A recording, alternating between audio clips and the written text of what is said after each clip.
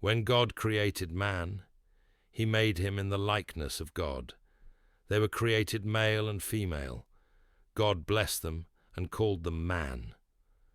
After he had lived 130 years, Adam had a son in his own likeness, and he named him Seth. Adam had other sons and daughters. Seth became the father of Enosh. Enosh became the father of Kenan. Kenan became the father of Mahalalel. Mahalalel became the father of Jared.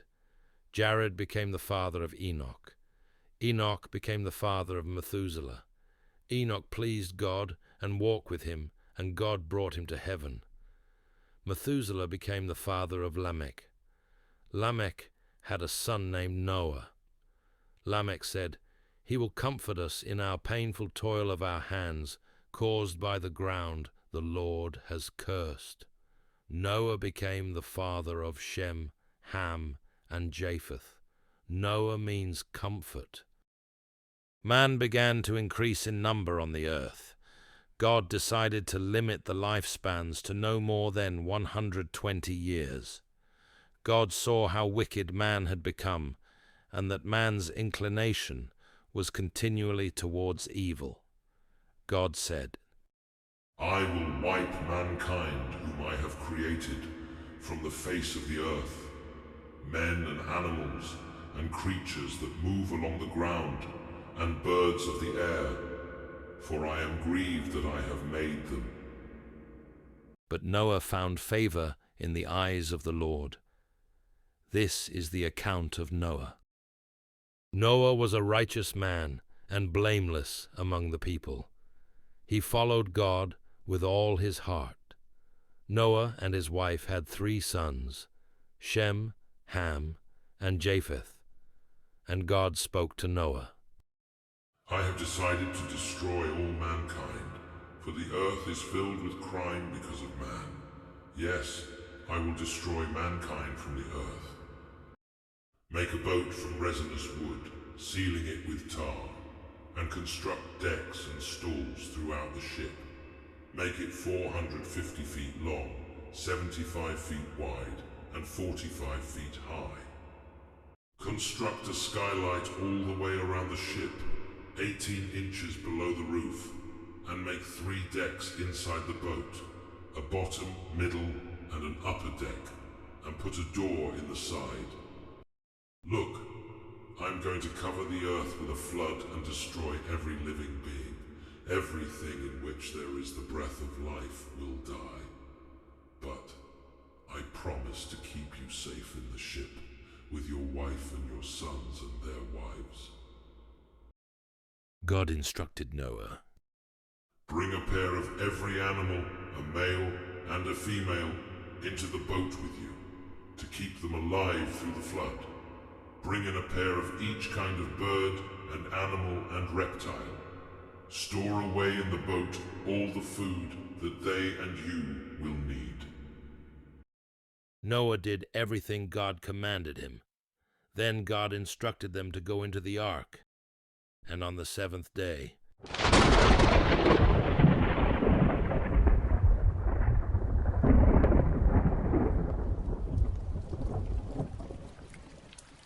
on that day, all the springs of the great deep burst forth, and the floodgates of the heavens were opened, and rain fell on the earth 40 days and 40 nights.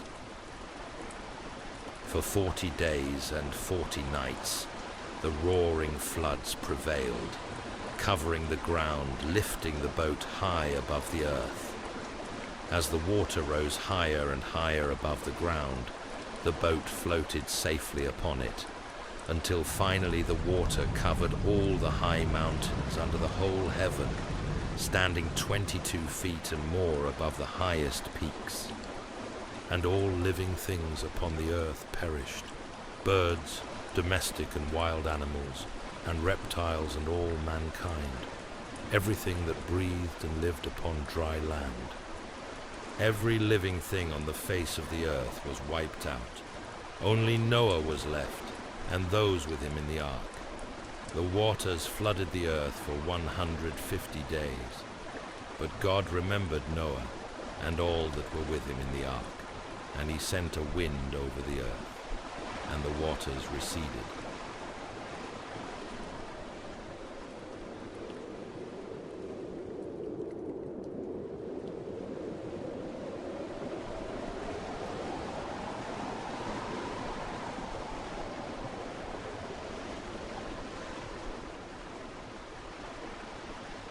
The ark was aground for over 100 days when Noah sent out a raven. Why did you do that, Father? From the heights, the raven should be able to find dry land. If he comes back, we'll know that the waters haven't. No, Father, I meant why did you send out one of the ravens? We only have 2 of them, and if something happens to that one... Next time, I will send a dove. We have 7 of them. But the raven could only fly back and forth over the waters. A week later. My bother, Father. You sent the raven last week, and that didn't reveal anything. Yes, but I'm curious what things are like outside. But I dare not risk opening the door. Another week. Do you think this will be the time, Father? One of these days, it will be. I know that. Look! There! It returns! Yes, Father, it does! But look! It carries something in its beak. An olive leaf. An olive leaf? Noah waited another week, and then... Today, I have a feeling that this dove will not return. That bird has found a place to rest. I know it. We still have a long wait, I think, before we will have dry enough ground for us and the animals, But no matter how long we wait now, it won't be as long as we waited for the ark to be completed, Father. 376 days after the Lord closed the door of the ark. I think it's time, sons. Today is the day we find out if the land is ready for us. I know I'm ready for the land.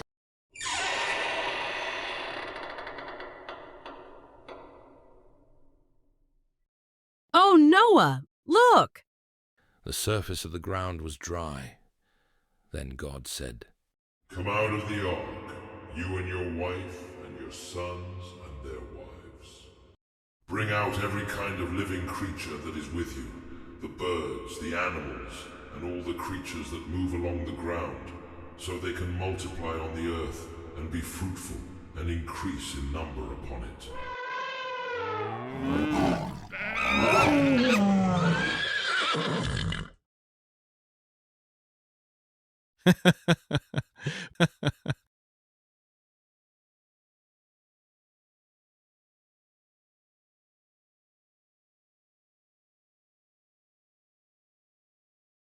Sons, gather one of each of the clean animals.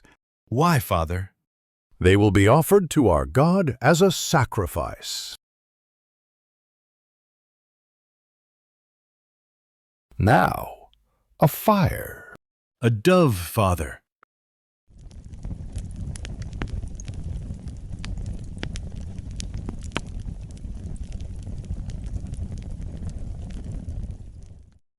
Be fruitful and increase in number and fill the earth. The fear and dread of you will fall upon all the beasts of the earth and all the birds of the air, upon every creature that moves along the ground, and upon all the fish of the sea. They are given into your hands. Everything that lives and moves will be food for you, just as I gave you the green plants. I now give you everything, and for your lifeblood, I will surely demand an accounting. I will demand an accounting from every animal, and from each man too. I will demand an accounting for the life of his fellow man. Whoever sheds the blood of man, by man shall his blood be shed. For in the image of God has God made man. As for you, be fruitful and increase in number. Multiply on the earth and increase upon it. I have set my rainbow in the clouds, and it will be the sign of the covenant between me and the earth. Whenever I bring clouds over the earth, and the rainbow appears in the clouds, I will remember my covenant between me and you, and all living creatures of every kind. Never again will the waters become a flood to destroy all life. Whenever the rainbow appears in the clouds, I will see it and remember the everlasting covenant between God and all living creatures of every kind on the earth. Noah and his family set to work, working the earth, building houses, tending to the beasts, beginning their new life. Feels good to build something that will be finished in a day or two for a change. Eh, brothers? Feels good to build something that doesn't require climbing 45-foot-tall scaffolding. If you think about it, though, we're building this tent for the same reason we built the ark, to stay dry. And Noah planted a vineyard. Drinking the wine, Noah became drunk. Good. Sweet. Father? Mother wonders if you would... Oh, Father! I was hoping those birds would stay around here. They look like they had good meat. But they left with all the other animals. Ham, what's wrong? Ask Father what's wrong. The vineyard that he planted has yielded its crop, apparently, and our father is drunk on it. Now he lies in his tent, naked as the day he was born. See for yourselves.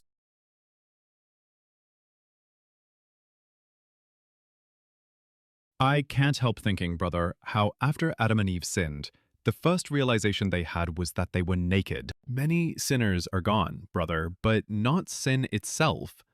We still live. But Father, he was the one righteous man in his generation, the one chosen to preserve humanity from the wickedness that grieved God. Do not look at him, Japheth. We don't need to see his shame.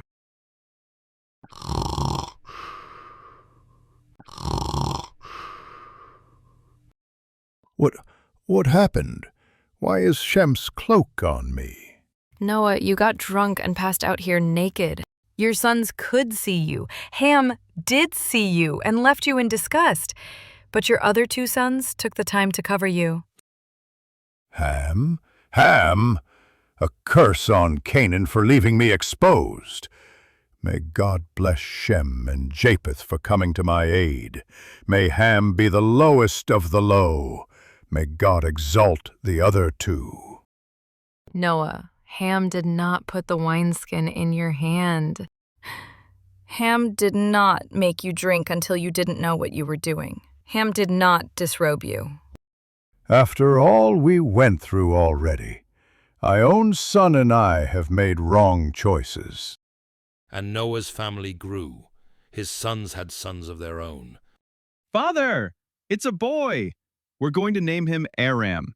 My wife is fine. The women are tending to her. But I wanted you to see your grandson. Aram.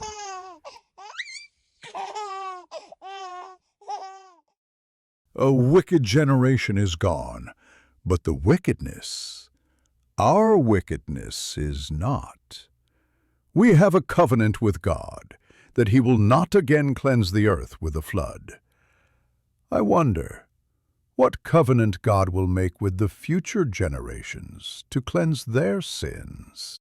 And from these families, the clans and the nations of the world spread over the earth after the flood. After the flood, Noah lived another 350 years. In the pre-flood environment, long lifespans were normal for at least two possible reasons. First, humans were close to genetic perfection. Secondly, the pre-flood environment likely was akin to a greenhouse, with a water canopy encircling the earth, filtering out harmful ultraviolet rays and providing an ideal environment for plants and animals. Post-flood Earth was quite different than pre-flood. The topography had changed, but the land still provided for farming. The sons of Noah obeyed God's command to populate the earth and had sons and daughters. Nimrod was a great-grandson of Noah, and he was a mighty warrior on the earth. At this time, all of mankind had one common language. But instead of obeying God's command to spread throughout the earth, they stopped at a fertile plain that was called Shinar, or Babylon. Let us build a city with a tower that reaches to the heavens. We shall make a name for ourselves and not be scattered over the face of the earth. The great Nimrod will lead us! Come, let us make bricks and bake them thoroughly to build this great structure, and we will use the tar that is here for mortar. We need no god to rule over us, nor do we need the ancient rules of my great-grandfather Noah. This great city will be the center of the earth. All people can come here to worship. And Nimrod will rule over us. He will be our ruler and our high priest.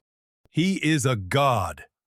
So construction began on this new center of worship. They began to build a great tower to touch heaven itself. The Lord came down to see both the city and the tower that the men were building. If as one people they have begun to do this, then nothing will be impossible for them. Let us confuse their language, so they will not be able to understand each other. Faire de la place pour d'autres, ça regarder les étoiles de Dieu. Was sagst du, Idiot? Nu pot să înțeleg ce se spune. Quit speaking that strange tongue. Get out of my sight. What is going on? Don't you understand me? Those who spoke new languages could only understand each other.